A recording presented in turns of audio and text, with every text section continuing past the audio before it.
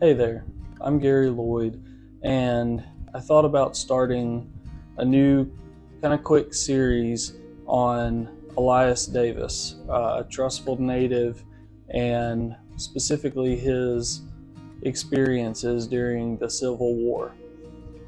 The Trustful History Museum has letters from him that he wrote to his wife, Georgiana, during the Civil War from 1861 to 1864 that Earl Massey copied, transcribed, went to the University of North Carolina and did this work and deciphered his writing, all sorts of really impressive, really important stuff.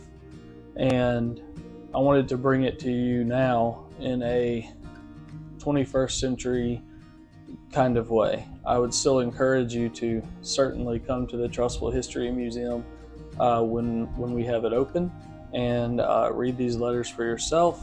But for the sake of people scrolling Facebook and Instagram and everything else, I wanted to have an online resource to hear some of his experiences during the Civil War.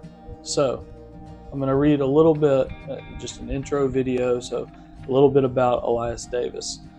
He moved to Trustful in 1856 after graduating from the Medical College of Georgia. He was the son of Dr. Daniel Davis, and he had read medicine at Ellington with Dr. Joseph Smith. Upon locating to Trustful, he married Georgiana Latham, daughter of Rhoda Taylor Edwards and Sinclair Latham. They had two sons, John Daniel Sinclair Davis and William Elias Brownlee Davis, who I have done a video on in the past. You can find it on YouTube.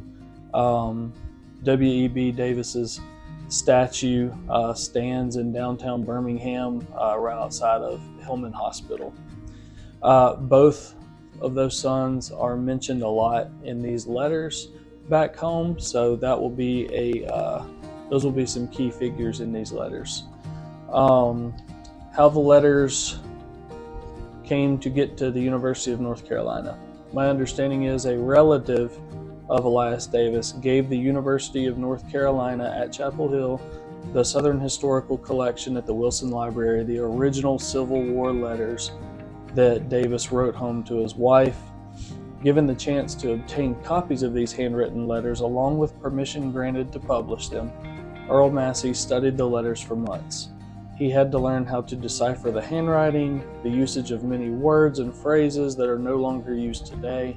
He then spent weeks typing the letters, I believe in the year 2000, in order for them to be easily read by people interested in an up-and-close personal view of the Civil War from Davis's observation and participation. I would definitely be included in that. In Mr. Massey's introduction to these letters, I'm going to read straight from this, and then that will be the end of this first video. But these are Mr. Massey's words.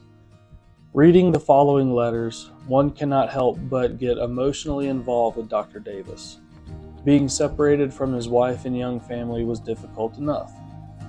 The bloodshed of his comrades in battle after battle took its toll on body and soul. As the war lingered on, food, clothing, and even writing paper became more difficult to secure.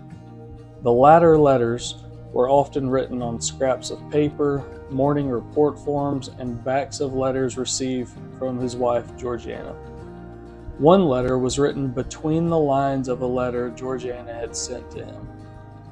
The ink bled through the porous paper, making the writing on both sides of the sheet look like Chinese. After months of studying these letters with many words and phrases no longer used, I was able to begin to decipher his writing. This was indeed a labor of love, and one which I enjoyed very much. I hope, me personally, I hope you find great interest in these letters, in these subsequent videos. I hope you learn about the war. I hope you learn about the war through the eyes of someone from Trustville, Alabama. Thank you for watching them. Let's get started.